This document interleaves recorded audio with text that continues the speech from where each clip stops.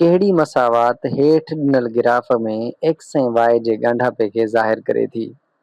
सो पाण खे 4 मसावातूं मिलियल आहिनि, ए बी सी ऐं डी। पाण खे इहो ॿुधाइणो आहे त हीउ जेको ग्राफ आहे इहो कहिड़ी मसावात जो ठहियल आहे। हीउ जेके 2 कॉलम मूं ठाहिया आहिनि हिते एक्स ऐं वाई जूं क़ीमतूं पाण रखंदासीं। सो सभ खां पहिरियां पाण अचो त ॾिसूं त जेकॾहिं पाण एक्स जो वैल्यू 0 रखूं या एक्स जी क़ीमत ॿुड़ी रखूं त y बराबरि -6 हुजे, छाकाणि त हीउ जेको पहिरियों वैल्यू आहे उहो -6 आहे। सो अचो त पाण ॾिसूं था त कहिड़ी मसावात में एक्स जो वैल्यू या क़ीमत 0 रखूं त y जो वैल्यू या क़ीमत -6 ईंदी। सो जेकॾहिं पाण हिन सिलसिले में पहिरीं मसावात खे ॾिसूं ऐं हिन में एक्स जो वैल्यू 0 रखूं त y जो वैल्यू 0 थी वेंदो। अहिड़े तरीक़े सां अगरि डी मसावात खे ॾिसूं तॾहिं बि y जो वैल्यू 0 थी वेंदो। सो अहिड़े तरीक़े सां ए ऐं डी खे पाण पहिरियों ई कैंसिल करे छॾींदासीं। जेकॾहिं एक्स जी क़ीमत ॿुड़ी रखण सां वाई जी क़ीमत ॿुड़ी अचे हा त पोइ इहो ग्राफ किथे ठहे हा, इहा लाइन जेकी पाण खे नज़रे थी उहा लाइन कोऑर्डिनेट प्लेन जे विचां गुज़रे हा, हितां सेंटर खां, छाकाणि त इन जॻह ते एक्स बि 0 हूंदो आहे ऐं वाई बि 0 हूंदो आहे। सो इन तरीक़े सां पाण ए ऐं डी खे त ख़तमु करे चुका आहियूं, बाक़ी पाण वटि बी ऐं सी मसावातूं आहिनि जेके पाण चेक कंदासीं।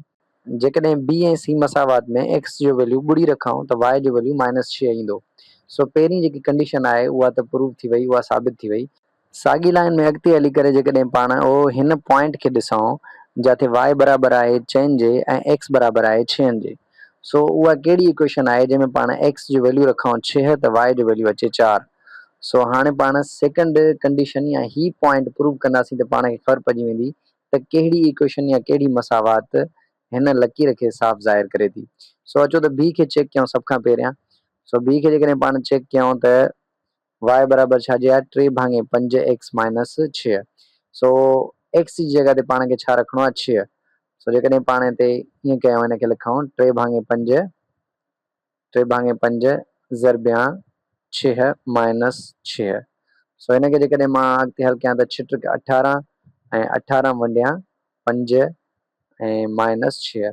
सो 18/5 खे जेकॾहिं पाण हल कयूं त इहो 5 × 15 ऐं सॉरी 3 × 5 = 15 ऐं 4 × 5 = 20 थी वेंदो। सो तक़रीबन 3 पॉइंट समथिंग वैल्यू ईंदो ऐं 3 पॉइंट समथिंग खे जेकॾहिं -6 मां कट कंदासीं त माइनस जो वैल्यू मिलंदो, जॾहिं त y जो वैल्यू 4 पॉज़िटिव में पाण खे मिलियल आहे।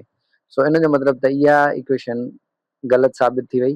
सो सी इक्वेशन असांजी दुरुस्त आहे, पर इनखे बि पाण साबित कंदासीं, हल करण जी कोशिशि कंदासीं। सो 5/3 ज़रब कंदासीं x जो वैल्यू 6 - 6। सो जेकॾहिं पाण हिनखे अॻिते हल कयूं त 6 × 5 = 30 ऐं 30 खे जेकॾहिं पाण 3 सां वंड कयूं त जवाबु ईंदो 10। 10 मां जेकॾहिं 6 कट कयूं त जवाबु आयो 4।